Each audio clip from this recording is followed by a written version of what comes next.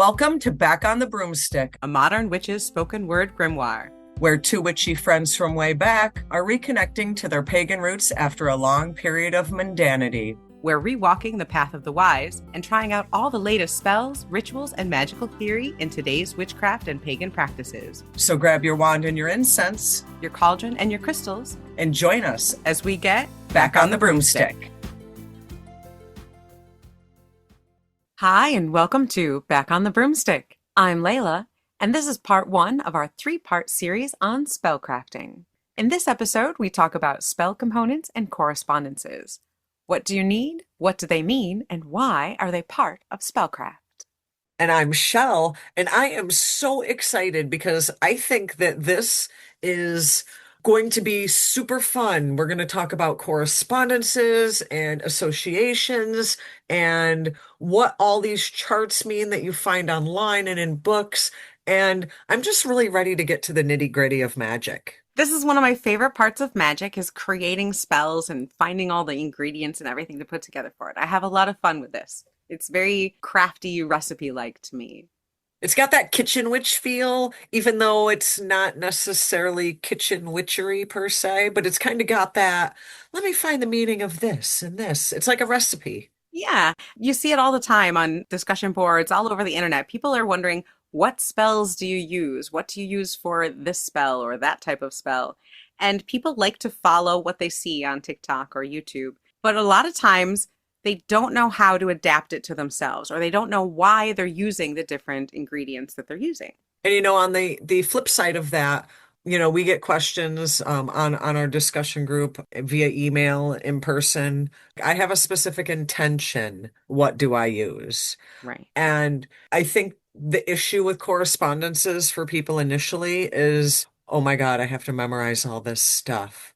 And that's just not the case. That's No. just not the case. Oh. I think, and we'll get into this as we go, that you need to adapt and you need to get that base knowledge and then turn it into your wisdom. Really, what you need the most of is imagination and a journal. Gosh darn you and the journaling. But the reason for that is because correspondences are all about associations. What does something do? What does it correspond to?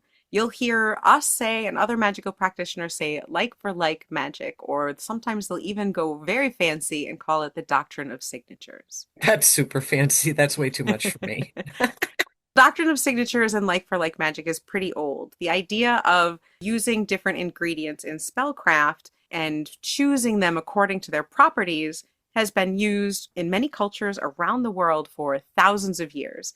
And we even have written evidence of people talking about different ways to use herbs and other items in like for like ways. And that kind of goes back to, my little anecdote about kitchen witchery. It's almost like following a recipe per se. If you want a vanilla pudding, these are the ingredients you need to add to get a vanilla pudding. If you need a prosperity spell, these are some ingredients you might want to consider to use for that prosperity spell.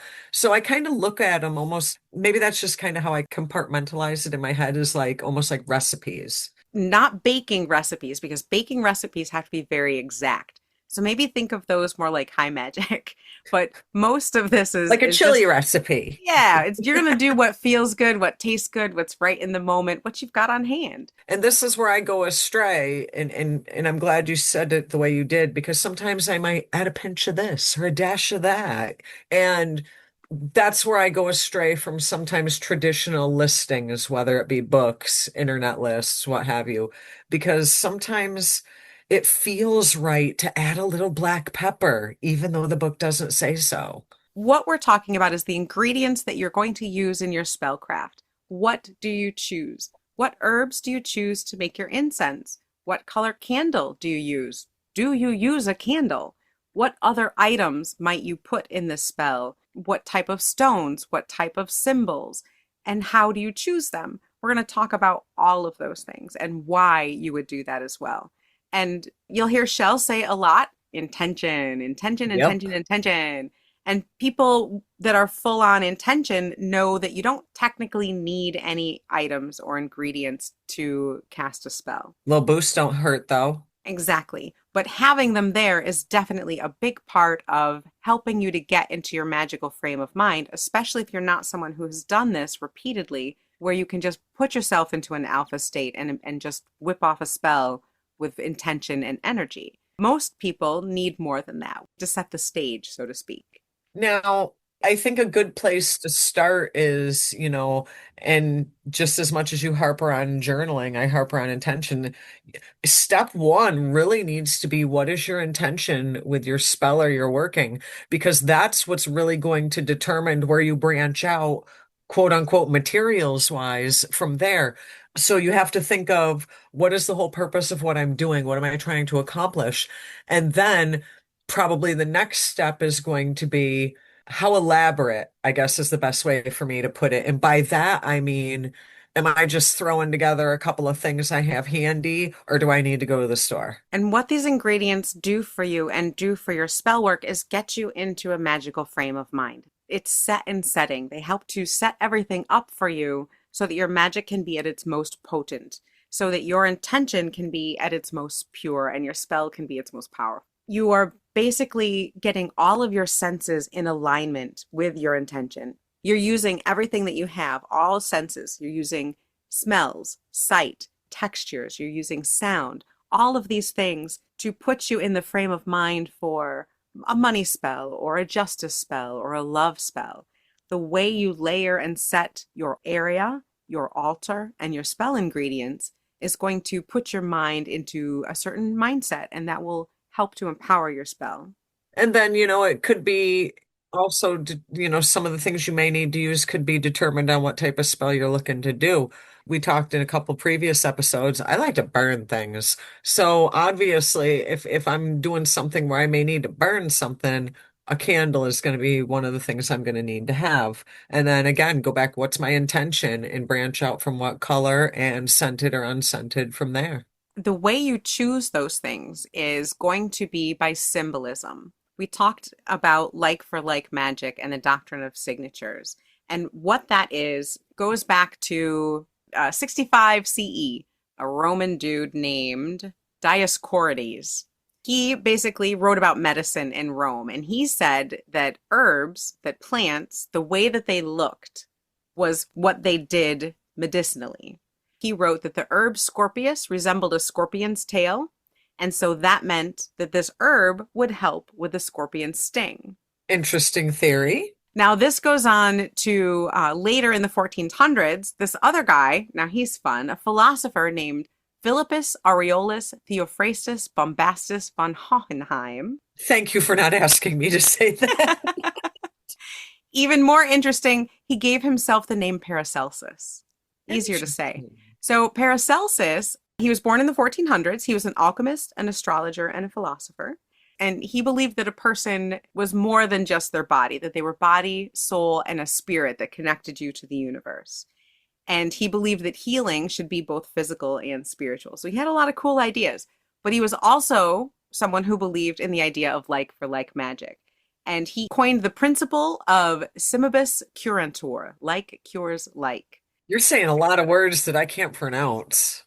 The last one is Jacob Bohm, and he was born in 1575, and he was a cobbler, actually. And he had a mystical vision when he was about 25 years old, and he claimed to know the relationship between man and God. And he talked about the Doctrine of Signatures in a book that was called The Signature of All Things, published in 1621. And he said that when God created all objects, he marked them with a signature that showed what their purpose was. And so this concept that the divine has given everything a clue to its use makes up the doctrine of signatures. It's very animistic. It's very much everything is connected.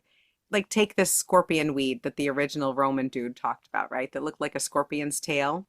This is an actual plant in the Mediterranean, and its seed pod looks like the spiral corkscrew of a scorpion's tail. It will not cure you from a scorpion's sting. Don't try this at home. Right. But it does have anti-inflammatory properties. It does have wound healing properties.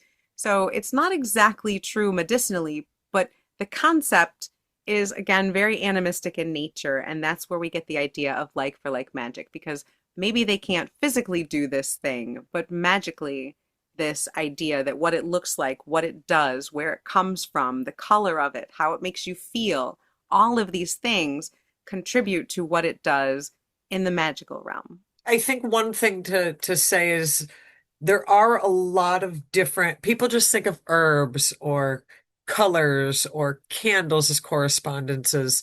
I just want to kind of rattle off really quick a listing of things that you could use in your correspondence table because as much as I poke fun at Layla and her journaling, I will say that one of the first things I did back in 1990 what was created my own correspondence tables in a book of shadows or a journal, whatever you'd like to call it, because I figured that was kind of the basis for my magical working was kind of to start getting familiar with, what do I use this for? What does this mean? What does this symbolize? What energies are emanating from this? That is one of the absolute best things to use a book of shadows for, is your own personal correspondences. I had all the books, I had Cunningham's Herbal Encyclopedia, I had a book of candles, books of crystals, but I needed that kind of compacted. I can't be carrying around 8, 10, 15 books, my Right. back ain't that great.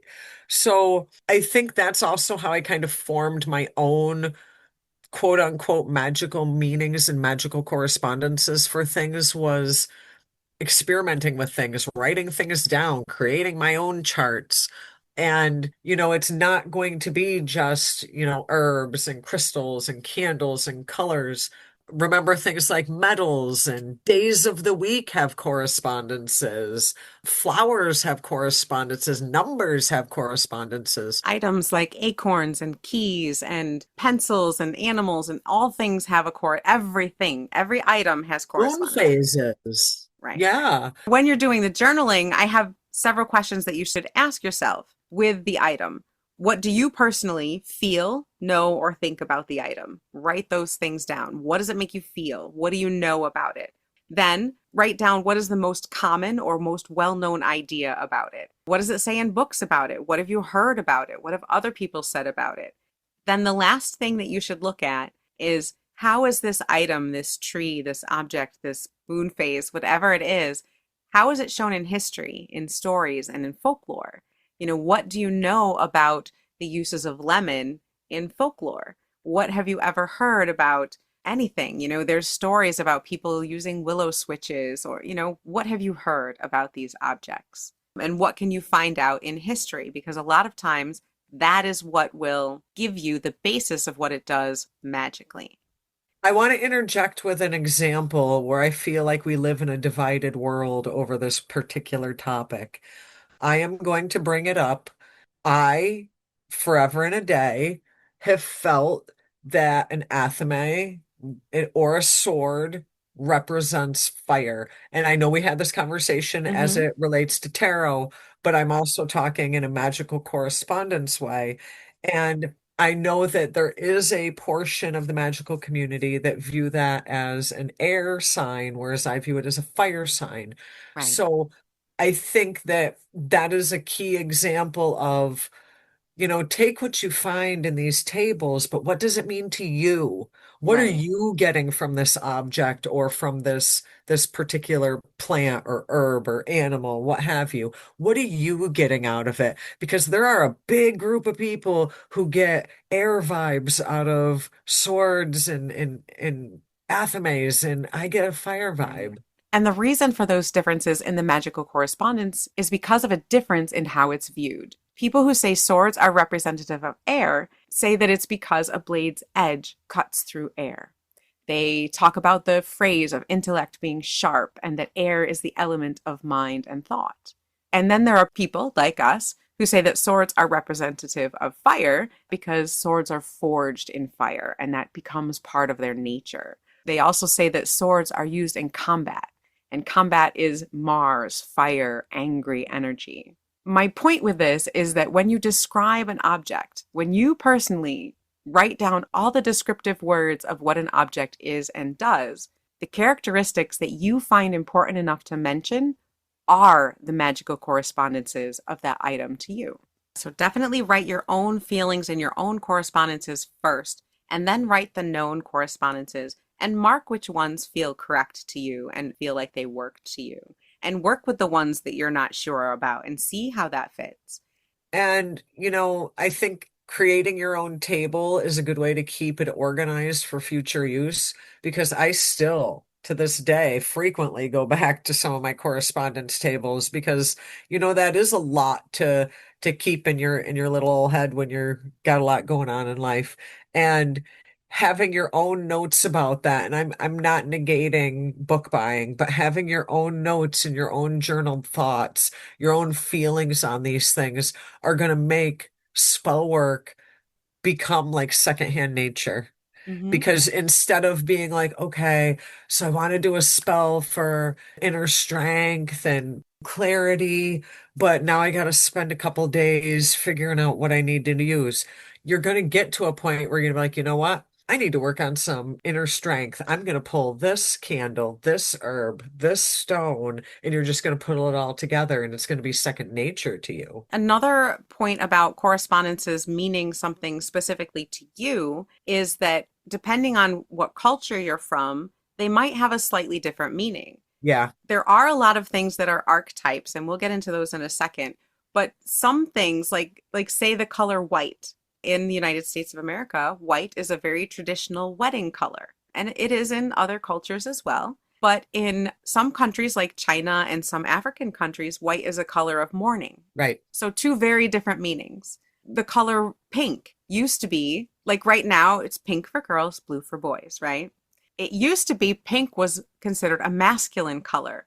It was just maybe for boys because it was a diluted form of red. It was considered too powerful and fiery because it was associated with Mars and blood and danger. So it was too powerful for girls. And blue was like the sky, nice Airy. and airy and soft, and it was associated with the planet Venus. So blue was for girls. So again, depending on what culture you come from, what time period you come from, different things will have different associations, and that's okay. But you need to know when those associations are ingrained in you and what it feels like to you.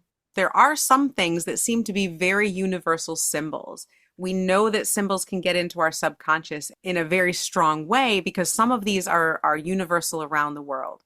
Like circles almost always represent wholeness or a woman's belly. It represents no beginning and no end. They have a lot of the same representations. X's and crossroads and Exactly. The idea of the universal mother is an archetype. The trickster is a universal archetype. a caregiver is an archetype. Yes, exactly. So these are from Jungian psychology, and the idea is that there are some symbols and ideas that are universal, that all people everywhere at all times will Have recognize. like a collective belief of. Yeah, no matter where you go, you kind of recognize these. Now, some that aren't quite so universal but are still very easily recognized are, say, Santa Claus. Santa Claus is an archetype. Right. A lot of things will have an archetypal correspondence as well. That'll be just kind of an innate idea. And some you can just put on it yourself, like Chelle said, with the sword being fire instead of air. Depending on who you are, that will make a big difference. In our old community, almost every single time someone called fire, they used a It sword. was a sword. Yeah. Yeah. In that community, in that space, it was common. But in other communities, swords might be air. So it really depends on where you are. To give an example of how archetypes can kind of play into spell work, say I want to do a love spell, I may grab a rose quartz that is pink. I may burn a pink or red candle, and I may use some or all pieces and portions of rose. And more often than not, the roses that I tend to use in my spell work are either a light red or a dark pinkish color. So you see my theme here? I'm doing a love spell and I got this red pinky thing going on, which in our collective minds, again, red hearts, red is love, red is romance. So even sometimes you don't feel like it's kind of that archetype. It is. And you can add to that, in our culture, pink and flowers and hearts and roses are all love related, are all romance related. You can take that one step further. What's romance related to you? Maybe your lover's cologne. Maybe it's a specific food that you like to eat together. Maybe you only wear silk when you're with them. And so those things now have to do with romance and sensuality because those are associations that you have given them on top of what they already have. And so you can bring those into your spell as well. Yeah, I mean, that time not too long ago where I did a nice little romancy thing for me and the Sweetums. I put a little splash of the Dior Sauvage in there. 'Cause that's his thing. That gets back into the idea of layering your space, layering Right. your spell with all the things to get every part of you focused on your intention. Aleister Crowley, one of the best books. Okay, I say best, but only if you're really a masochist. Uh, it's Aleister Crowley. I mean, really. But his book, 777 and Other Kabbalistic Writings, he has a lot of correspondences. There are a lot of tables, and that's where a lot of these ideas come from. And he says in that book, quote, since the student is a man surrounded by material objects, if it be his wish to master one particular idea, he must make every material object about him directly suggest that idea. Thus, in the ritual quoted, if his glance fall upon the lights, their number suggests Mercury. He smells the perfumes, and again Mercury is brought to his mind. In other words, the whole magical apparatus and ritual is a complex system of mnemonics. End quote. And mnemonics are memory aids, are things to aid you in your magic, to bring to your mind, to your senses, all the things that remind you of your purpose, your intent, and give power to your spell. That's some wise words. Yeah, he wasn't always crazy. Sometimes he said some cool shit. He had moments. He Like my did. grandma. He had moments. And then he had moments. That's so true. So, in the animistic idea, all of these objects want to help you. You're asking them to aid you in your spell work, in your magic. And so you want all of them to be of the same mindset, I guess. And that's like you were saying, Shell, with the different pink things and the flowers and bringing all things that have the same purpose, the same goal together. Now, Layla, if you were gonna write a money spell, Hmm. what types of things, just off the top of your head, would you throw in it? All right, I'm cheating because I'm looking at my money bowl. Kale. So I would put in rice because that is a traditional symbol of money in a lot of cultures. Plus, I love rice. Cinnamon, again, also used to be a very pricey spice and it is fiery. It lights a fire under your ass when you're lazy and you need to get out there and make some money, get that hustle going. I also like to put in interesting money. And here's where my correspondences come in. People will feed their money bowls with actual money.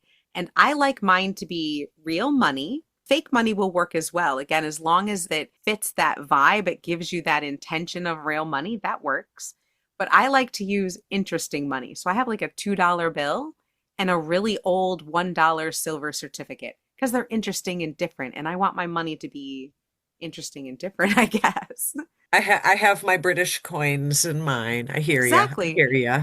See, and I also like to have star anise in there because I like the star and the idea of, shooting for the stars. And again, that is a slightly different correspondence. Star anise might not be something you normally see in a money spell, but because it makes me think of reaching for the stars, it's in there for me. Now, since you had to bring up the whole money bowl thing, and then I'm going to circle back to why I asked. I actually have one of these cowrie shell in here because there used to be, back in the old days, tribes that would use these cowrie shells as a form of currency as opposed to our traditional modern day metal and paper coins and dollars.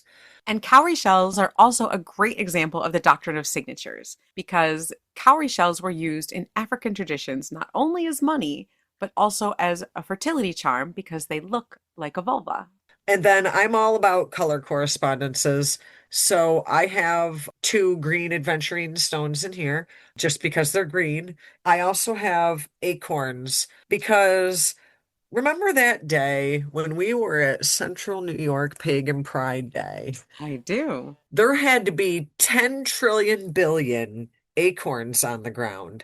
When I think of acorns, I think of abundance and things being plentiful. I go back to that day that we were at that park and there was just acorns everywhere.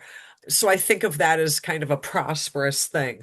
So you might not find that in a traditional correspondence book, but that's kind of a weird shell thing. I like acorns in a prosperity spell as well because from a small seed, a mighty oak grows. So if you want to Mm. grow an idea, grow a business, grow your money, grow your savings account, use acorns. Now, what I wanted to ask you was there a particular day of the week that you would do this and why? I don't do them on a particular day. I like to do them at the beginning of the year.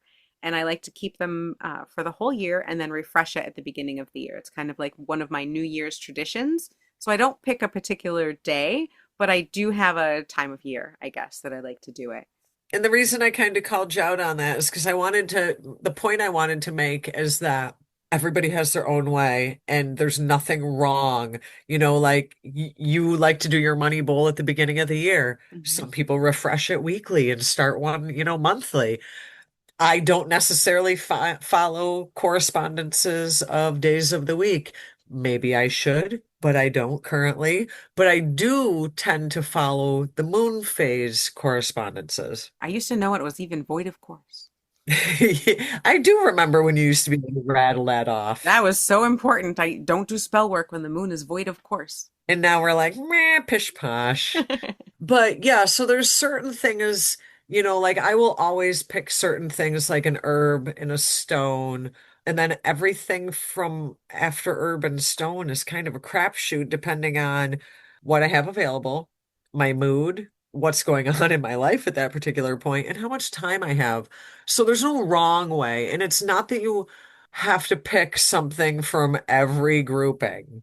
Right. Okay, I'm doing a spell. Now I need an animal. Now I need a metal. Now I need a color. Like it isn't like that. It's more layering your space. It's more layering in these items that are going to help you. This is your team. You're assembling your team right I now. look at it as a toolbox. Yeah, Get your tools out of your toolbox. you're trying to get everybody together. You're letting them know what their position is, what their part to play in this whole thing is, and they're enthusiastically ready to go. They're going to lend you their energy. Like a football huddle. Exactly. What energy are they lending you? Ask them. So you're going to do a spell for, say, justice. Say somebody at work has wronged you or whatever. You need a little justice in your life. Ooh, do tell. So you could start with, say, a deity, Tyr. Tyr is a god of justice. You could start there. What things does Tyr like? You could start gathering those things. You could go with Libra. Libra, the scales of justice, right? What things are associated with Libra? You could start to gather those things together. What do you associate with justice? Is it a badge? Is it handcuffs? Maybe write down what you want to see. Bring all these things together that say justice to you and have that in your environment. You could even set yourself up for those things. Wear something maybe that makes you feel like a lawyer or that makes you feel like a judge, a superhero, I don't know, makes you feel like you're going to bring this justice. But layer everything. So that's the whole idea is you want your space and everything around you to be focused on your intent. And I have to go back to the stones. I'd be like pulling some citrine and some amethyst and some clear quartz crystals and be like, all right, these are associated with justice and truth. Let's do this. And the important thing is that it says that purpose to you. If your purpose is money, the object, the herb, the stone needs to say money to you. And this is where, don't ever bring this up again, okay? But this is where I 110% agree with you on the journaling or I won't creating a tell a book of soul. shadows or however you want to word it. But, it's almost like a science project. You want to write down, okay, so I used a black candle and I used valerian root and I rubbed some eucalyptus on my candle. You want to write these things down because if this ends up working for you, you want to, repeat and use as necessary.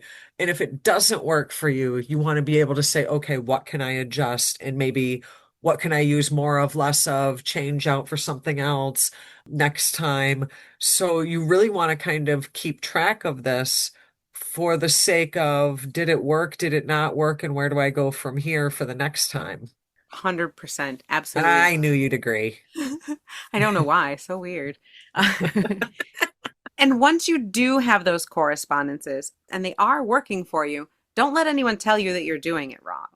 Because as long as it works for you, it doesn't matter what they say. It's your spell work, not theirs. Exactly. To add to Shell's example of the sword being for fire, many, many moons ago, when I first met witches in Salem for Samhain, I became friends with them and I was able to visit them. And there were two different covens in Connecticut. And I was lucky enough to work with them a little bit, which was really, really cool. And one of the rituals that we did, I was asked to call West. And as a little witchling, I was super honored and super scared because here are these big, powerful third degree witches who've been doing this shit for so long and they have titles and hereditary shit going back. They could trace their lineage. They got cords and stuff. Yeah, I was very intimidated, but hey, I get to call West, so yay. Blue Blue Water Water West. West. I'm good, right? So in the center of the circle is a big circular table. There's all sorts of different items on it. They started in the east, and the person would reach to the table, and east pulled up incense and did their call. South, there was, I think it was a candle. I don't remember. I'd suspect candle. Yeah. Then it came to me. I saw no chalice. I saw no shell. Blue Water West. What's going on here? I saw nothing blue. I didn't know I was supposed to have an object. I didn't have anything ready. I did see a stick, and the stick was forked on one end like a dowsing rod. So I Oh. picked it up and held it as a dowsing rod and called West.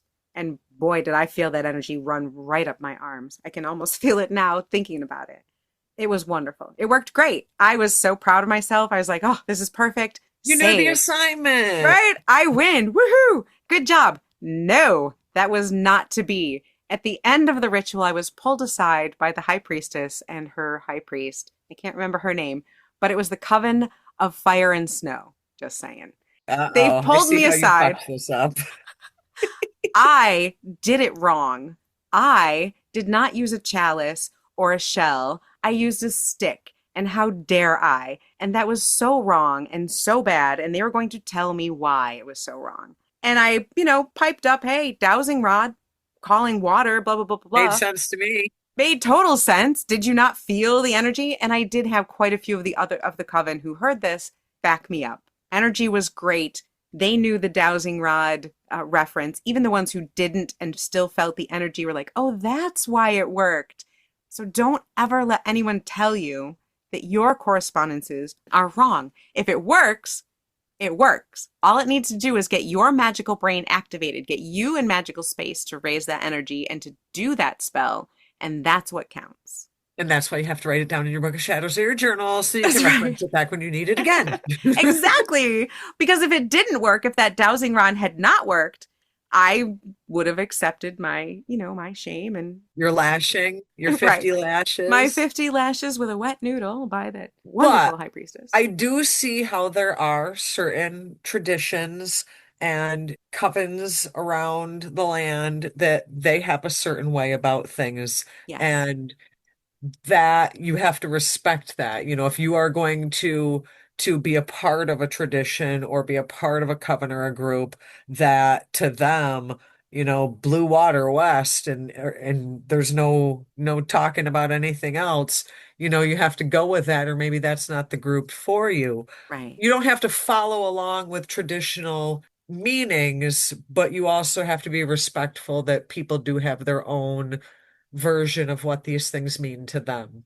Right. And maybe you'll learn it that way. Like, who's to say that we associate swords with fire because that's what our community did. And Right. that's what we did for years and years and years, and rarely did it any other way. So who's to say that that wasn't formed because of that community? And that's okay. That's what tradition is for. That's what culture and community is for, is to teach these things and to pass them on. If it didn't feel right, we wouldn't continue to do it.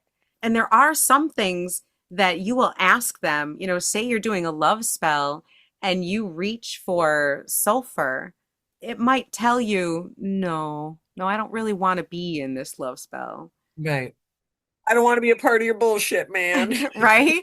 Yeah, this isn't exactly the right energy you want to bring to that love spell. What kind of love? Right, right. Maybe if you grab in cayenne pepper and you're not sure why, maybe it's because you want to spice up that love. So there can be correspondences there, even if the traditional meaning might look a little different. I think where it really most recently smacked me in the face about how correspondences mean different things to different people is taking it back to our episode on charm casting. I have, since that time, collected a vast amount of little trinkets from a little charm bag. Not And surprised. there are things that they may mean something in particular to me, but are going to have a completely ass opposite meaning to you or the next guy or the lady down the street because those charms were picked because they either reminded me of something in particular, made me feel a certain way, triggered a certain thought or memory, and you're not going to have that same thought or memory or that same feeling. Right. So I think the charm bag really kind of put it in the forefront that correspondences are so individualized. And yes, please buy the books, read the tables, follow the charts, but also use your own intuition because if you don't trust your intuition, where the hell you at? Yeah, and it's so much easier than you think. You already have a list of ideas about everything. You already have a list of ideas and feelings about every color and about gems and about plants and about objects in your house. All you have to do is name them. That's why Shell's saying put it in a journal. You have to keep pointing that out, don't you, I Layla? do. Thanks, thanks. Anytime. You got to write it down because that'll reinforce it to you. Sometimes you don't know what those connections you have in your brain are until you write it down or until you say it out loud. So next time you do a spell, don't look one up. Ask yourself, what do I associate with luck? What do I associate with success? And then start to gather those things and bring them together and then put your spell together. And then if you want, go look it up. Go look up what you wrote down and see, hey, this is what I felt and thought. What is the quote unquote textbook correspondences and how do they cross paths at all? Do they relate at all? Or am I just totally different than what these tables are saying? Use your imagination, use your feelings, let it go. Let any preconceived ideas go and just go with what your gut says and what your feelings say. You are basically creating order out of chaos. You're creating a system to get you closer to your intended result. So everything that you can bring in that matches that intended result is going to make your spell more powerful. So just start grabbing those things that match that idea and bring them into you and then write your spell from there. You'll be very surprised at how well that works. Oh, this was a wonderful part one because we do have a part two and a part three. So, Layla, give them a little heads up on what to expect for part two of spell working. All right. Well, we've talked about how to gather your items for the spell. Next, we're going to talk about how to put them all together, how to actually write the spell from start to finish. You've gathered the things that you want. You've layered all of these feelings and ideas to help you get into that magical headspace. Now what? Exactly. The next episode will be Now What? How to write that spell. And then the third one after that will be how to power the spell. Stay I tuned. hate to say it, folks, but grab your journals and your pens, get your supplies, and we're going to talk about crafting your spell. Ooh, some spell crafting for our Spellcraft Summer coming up next week. So thank you all so much for listening to this episode of Back on the Broomstick. And we really hope that you're not offended that I see swords as fire. I don't think anybody is. Join us next week for part 2 of our Spellcraft Summer series. And in the meantime, stay wise, stay wicked. Keep journaling and keep it witchy.